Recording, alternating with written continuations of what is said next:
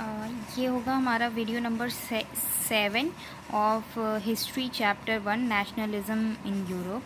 तो इससे पहले हमने जो वीडियो नंबर 6 में लास्ट टॉपिक किया था वो क्या किया था, the age of revolution in 1830 and 48, जिसमें हमने पढ़ा था कि लोग कैसे लिबरलिज्म और नेशनलिज्म को रिवॉल्यूशन को से जोड़कर देखने लगे। और इसके बाद हमने एक छोटा सा टॉपिक कवर किया था, hunger, hardship and popular revolt. इसके बाद हमें जो नेक्स्ट टॉपिक कवर करना है वो होगा 1848, the topic number 3.3, the revolution of liberals. तो इस टॉपिक में हम क्या पढ़ेंगे, जो लिबरल्स थे उन्होंने जो रिवोल्यूशन किया था 1848 में, उसके बारे में हमें पढ़ना है यहाँ पे। Parallel to the revolts of the poor, unemployed, and the starving peasant workers in many European countries in the year 1848, a revolution led by the educated middle class was underway.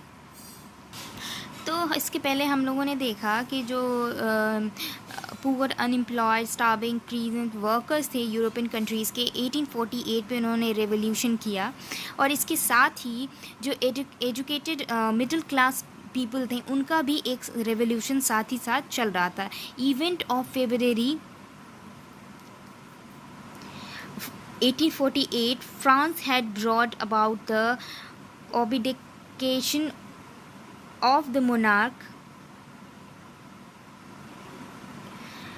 and a republic based on universal male suffrage had been proclaimed. तो 1848 में जो France में events हुए उसकी वजह से जो monarchy थी उसको अपनी गद्दी छोड़नी पड़ी और रिपब्लिक का अनाउंसमेंट किया गया, उसको एक रिपब्लिक की तरह देखा जाने लगा, जो कि किस पे बेस्ड थी, based on the universal male suffrage. Universal male यहाँ पे डिनोटेड है, यानी कि सिर्फ जो मेल पुरुष थे वो ही सिर्फ वोटिंग का राइट रखते थे। In other parts of Europe where independent nation state did not exist, यानी कि अदर पार्ट्स जो थी यूरोप के, वहाँ पे नेशन स्टेट का भी कॉन्सेप्ट नहीं आया था। Germany, Italy, Poland, Austro Hungarian empire, man and women of liberal middle class combine, और इन सब जगहों के जितने मैन एंड वुमेन थे वो वुमेन थे लिबरल क्लास, मिडिल क्लास के, वो आपस में यूनाइटेड हो गए। उन्होंने एक यूनिटी बना ली और उन्होंने डिमांड की किसकी, कॉन्स्टिट्यूशनलिज्म और नेशनल यूनिफिकेशन की। उन्होंने डिमांड की कि वहाँ पे एक कॉन्स्टिट्यूशन बनाया जाए और नेशनल यूनिफिकेशन किया जाए। They took advantage of growing popular interest to push their demands for the creation of nation state on parliamentary principle, a constitution, freedom of press and freedom of association. यानी कि इस time पे जो भी situation चल रही थी European countries में, तो वहाँ के लोगों ने उसका एडवांटेज लिया और उन्होंने एक डिमांड उठाई कि फॉर एग्ज़ाम्पल अगर फ्रांस में रेवोल्यूशन चल रहा था तो जितने भी लोग वहाँ के थे वो चाहते थे फ्रांस को एक नेशन स्टेट बना दिया जाए, जहाँ पे एक पार्लियामेंट हो और कॉन्स्टिट्यूशन बनाया जाए, जहाँ पे प्रेस को फ्रीडम दिया जाए, एसोसिएशन का फ्रीडम दिया जाए। और इसी तरह जो जर्मनी के लोग थे वो भी चाहते थे कि जर्मनी एक नेशन स्टेट बने, इटली के लोग चाहते थे इटली एक नेशन स्टेट बने, और ऐसा नेशन स्टेट जो कि किस पे बेस्ड हो, पार्लियामेंट्री प्रिंसिपल्स पे। In the German region, a large number of political associations whose members were middle-class professional, businessmen, and prosperous artisans came together in the city of Frankfurt and decided to vote for all the German National Assembly. German में एक बहुत ही बड़ा political association बनाया गया और इसके members कौन थे, middle class, professional, businessman, prosperous artisans. वो फ्रैंकफर्ट आए और उन्होंने डिसाइड किया कि वो एक जर्मन नेशनल असेंबली के लिए एक साथ होकर वोट करेंगे। On 18 May 1848, 831 elected representative monarch in a festive marched in a festive procession to take their places in the Frankfurt Parliament and convent into the Church of St. Paul. तो 1848 को जितने भी इलेक्टेड मेंबर थे, 831 elected member थे, उन्होंने मार्च किया festive प्रोसेसन के लिए और उन्होंने एक फ्रैंकफर्ट पार्लियामेंट का निर्माण किया। और ये जो पार्लियामेंट थी उसको कहाँ बनाया गया? चर्च ऑफ सेंट पॉल में। They have drafted a constitution for a German nation to be headed by the monarchy subject to the parliament. और उन्होंने क्या किया? एक कॉन्स्टिट्यूशन पास किया जर्मन नेशन के लिए, जिसका हेड कौन होगा? मोनार्की गवर्नमेंट होगी। और वो किसकी जवाबदेही करेगा? वो पार्लियामेंट की। When the deputies offered a crown on these term of Frederick Wilhelm IV, King of Prussia, he rejected it and joined other monarchs to oppose the elected assembly. तो इसके जितने भी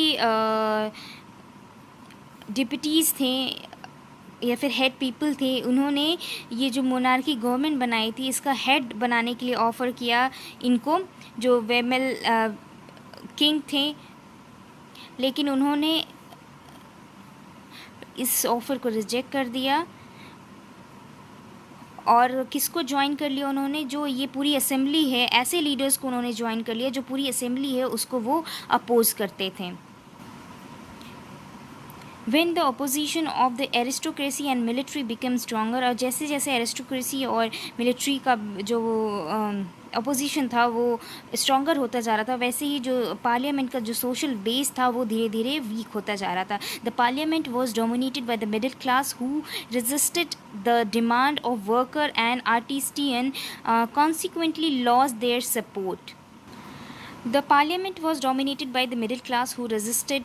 जो पार्लियामेंट थी वो मिडिल क्लास द्वारा dominate की जा रही थी, जो कि अपोज कर रहे थे जो वर्कर्स थे और जो आर्टिस्टियन थे उनकी डिमांड्स को। और इसलिए जो उनका धीरे धीरे सोशल बेस था, वो जो भी बेस था वो धीरे धीरे लॉस्ट होता है, जो सपोर्ट था वो धीरे धीरे ख़त्म हो गया। At the end troops were called in the assembly and was forced to disband. और अंत में क्या हुआ कि असेंबली में ट्रूप्स को बुला लिया गया और जो असेंबली थी उसको फोर्सली डिसबैंड कर दिया गया, यानी ख़त्म कर दिया गया।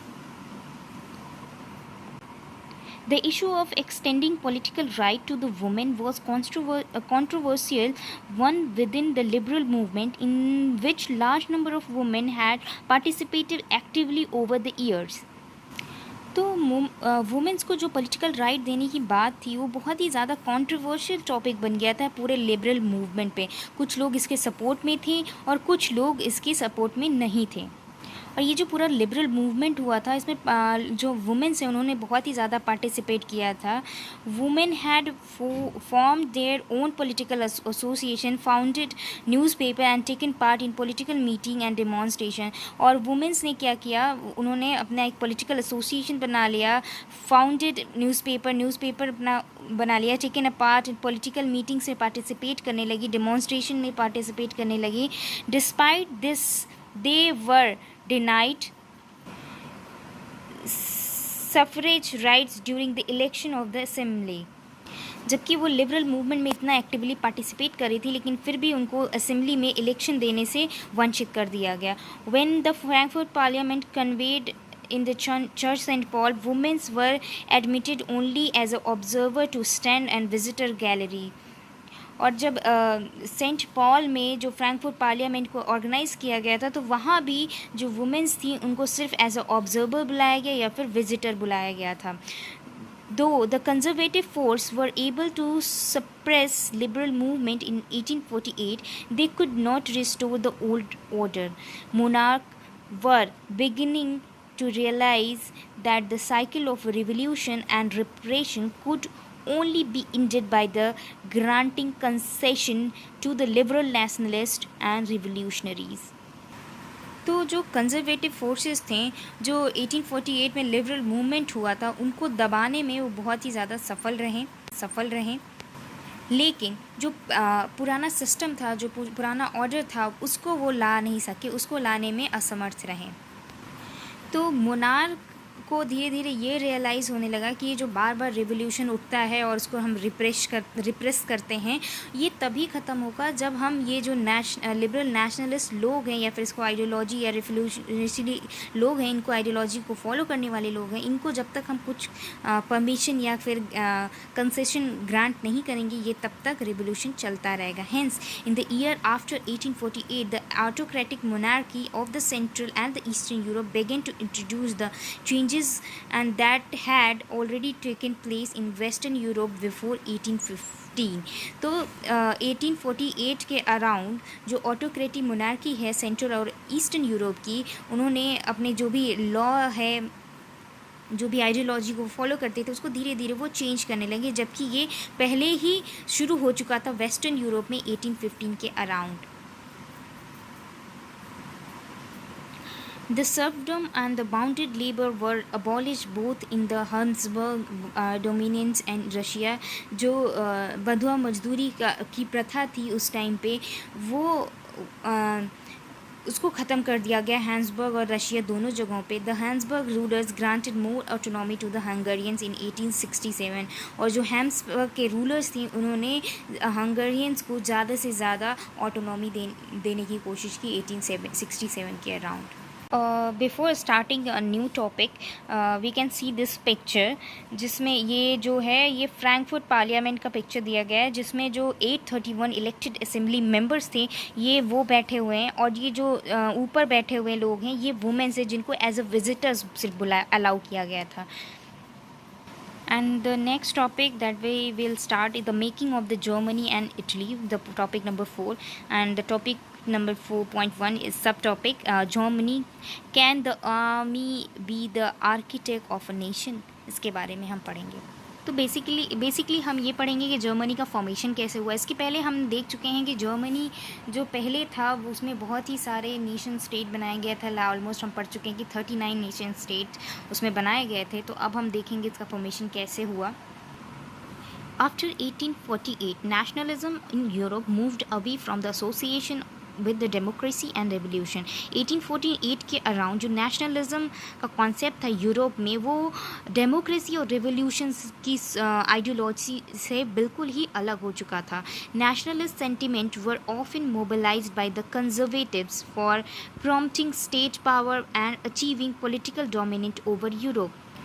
तो जो नेशनलिस्ट लोग थे, उनके सेंटिमेंट को बहुत ज़्यादा मोबिलाइज़ किया जाता था या यूज़ किया जाता था. किनके द्वारा? कंजर्वेटिव्स के द्वारा.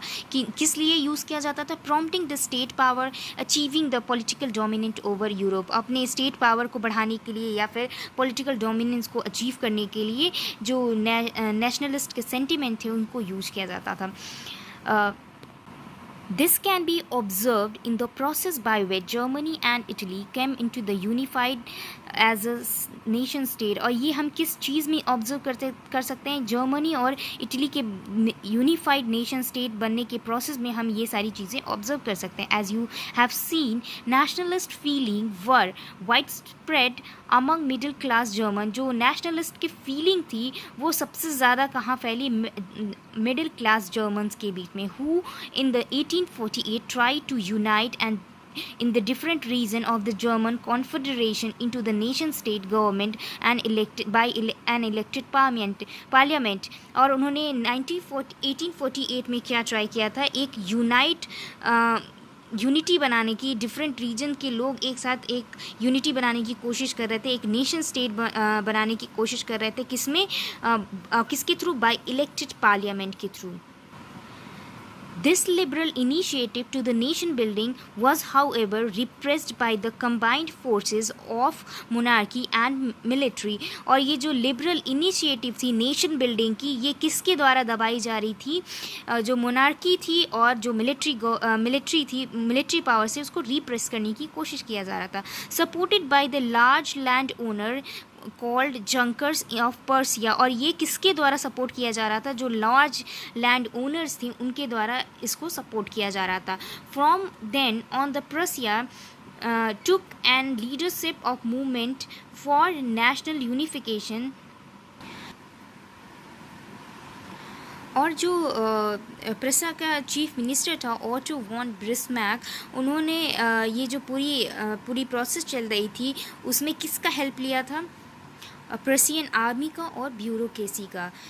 3 wars over 7 years with Austria, Denmark and France, और इसके बीच ही 7 साल में 3 वॉर्स हुए। और ये वॉर किससे हुए? Austria, Denmark and France. Ended in Persian victory and completed the process of unification. और एट लास्ट विक्ट्री किसकी हुई? पर्सियन की। और जो उनका नेशन यूनिफिकेशन करने का प्रोसेस था वो कंप्लीट हुआ। In the January 1871 the Persian king William I was proclaimed German emperor in the ceremony held in Versailles. तो जो प्रेसा किंग था विलियम आई, उसको जर्मन एम्परर घोषित कर दिया गया था और इसके लिए एक सेरेमनी, एक इवेंट ऑर्गेनाइज किया गया था वर्सेलीज में। On the bitterly cold morning 18 जनवरी 1871, तो 1871 की जो सर्दियों की मॉर्निंग थी, एक सुबह थी, उसमें एक असेंबली कंप्राइज़ किया गया था, यानी एक असेंबली बुलाई गई जिसमें जर्मन स्टेट के जितने भी प्रिंस थे उनको बुलाया गया, जो रिप्रेजेंटेटिव्स थे आर्मी के उनको बुलाया गया, important Prussian minister including the chief minister Otto von Bismarck gather in the heated hall of mirror in the palace of Versailles to proclaim the new German empire headed by the Kaiser William I of Prussia. और इसके लिए जो इसमें auto ब्रिस्मैक भी आए थे। तो ये सारे लोग मिरर ऑफ पैलेस में एकत्रित हुए थे जहाँ पे जर्मन एम्पायर घोषित किया गया था और जिसके कैसर विलियम आई वन पर्सिया के इनको किंग बनाया गया था। The nation building process in the Germany had demonstrated a dominance of Persian state power. जो nation building का process था जर्मनी में वो किसके द्वारा dominate किया गया था? Persian state power के through. The new state power placed a strong emphasis on the modernizing the currency, banking, legal, judicial system of Germany. और जो ये नया system आया था, जो नया किंग आया था, इसके थ्रू जो नया रूल आया था उसके थ्रू वहाँ की currency, banking, legal, judicial system सबको मॉडर्नाइज किया गया। The Prussian measure and practice often become a model for the rest of Germany. और ये जो पर्सियन मेजर था, जो प्रैक्टिस था, जिस तरह से उनके काम करने का तरीका था, वो पूरे जर्मनी के लिए एक मॉडल साबित हुआ। इसके बाद एक मैप दिया गया द यूनिफिकेशन ऑफ जर्मनी का। इसमें ये जो रीजन है ये पूरा प्रसिया में आता था, ये सब ऑस्ट्रिया से जीतने के बाद।